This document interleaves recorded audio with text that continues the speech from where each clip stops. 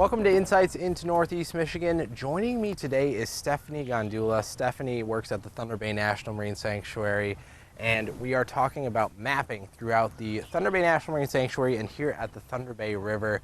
So Steph, obviously we have a very cool team here that's doing some work for you throughout these next couple of weeks. Can you talk about the importance of having this type of work done here in the sanctuary?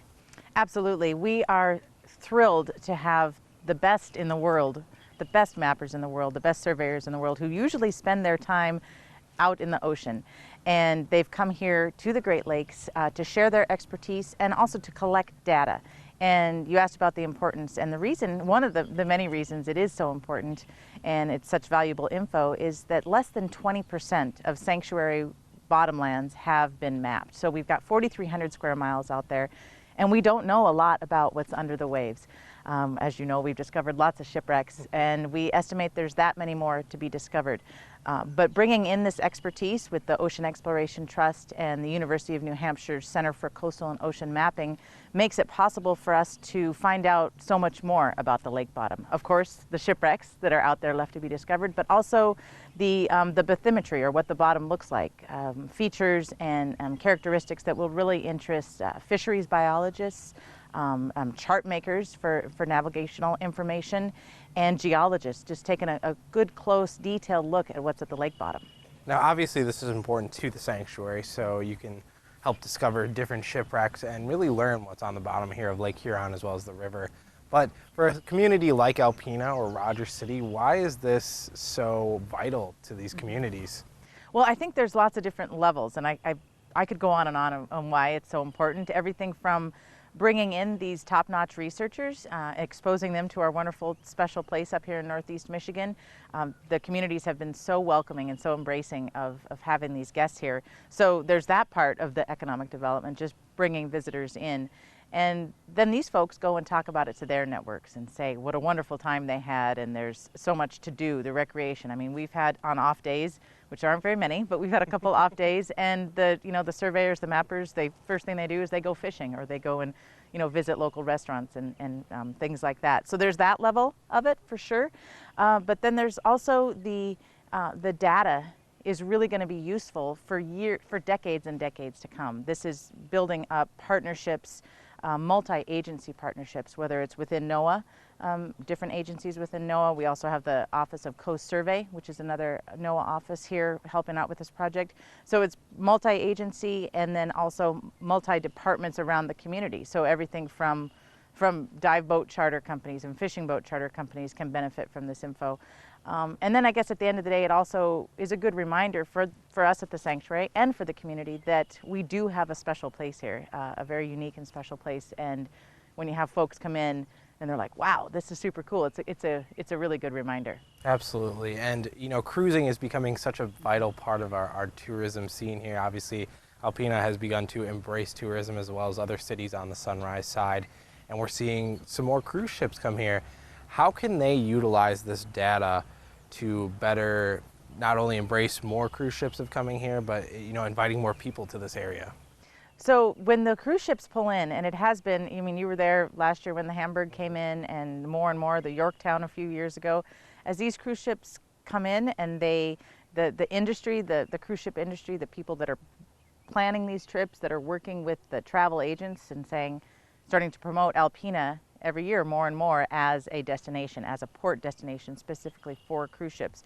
So every time that we're able to publicize the work we're doing here as a community, whether it's the Chamber of Commerce and the Visitors Bureau and the city working hard to promote it, whether it's the sanctuary providing important information for the logistical, logistical information that's required for a big ship like that to come into the river, all of those things working together build a network and build a infrastructure that there's going to be more and more cruise ships, and then also the ability for the community to welcome them sustainably. And with that data, so they're able to kind of have a better sense of understanding when they come in here, or what exactly are they using that for? Well, I mean, the very initial thing is the river deep enough for vessels to come in? Gotcha. And historically, there were big freighters coming in just down the river here. There's a big turning basin, so big freighters used to come in here, and it's been dredged before. But the bigger cruise ships, they need to be reassured. right, that there's enough draft, enough space for the boat to come in and dock safely. So we've handled that a number of different ways. Just, the other agencies have mapped the river before, but this is the first time it's going to be in such high detail. So when we're able to provide that data, quick and easy, this is public domain information, I think that's a really good sign that we're ready and willing and professional and welcoming to these ships. So that's the first thing. Is it deep enough for the boats to come into the river?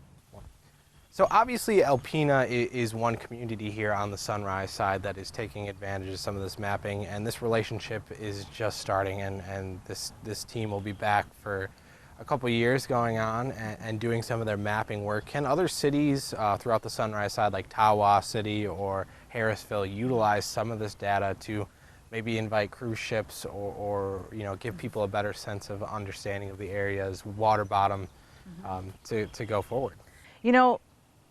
I think for sure. I mean, when we talk about the sanctuary and think about the sanctuary, like I said before, it's 4,300 square miles out there in Lake Huron. So any data that we can collect is of use to so many different entities. And that is all along the coast of Northeast Michigan, but I also think the state of Michigan as well.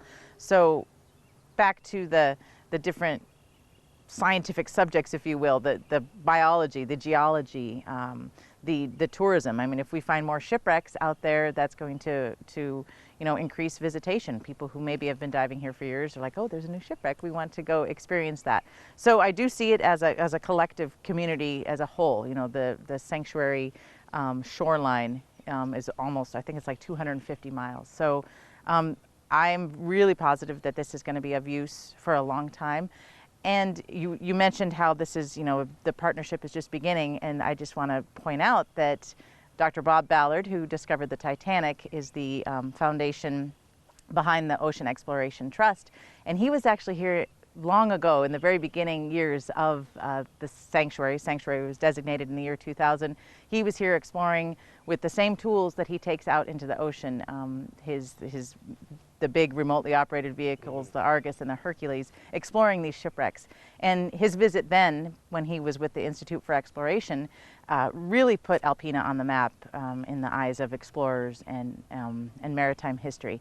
And we kind of look at this, he's back again with his group of experts, and like you said, it will be the next couple years, beginning of a continuation rather than the beginning of a great partnership.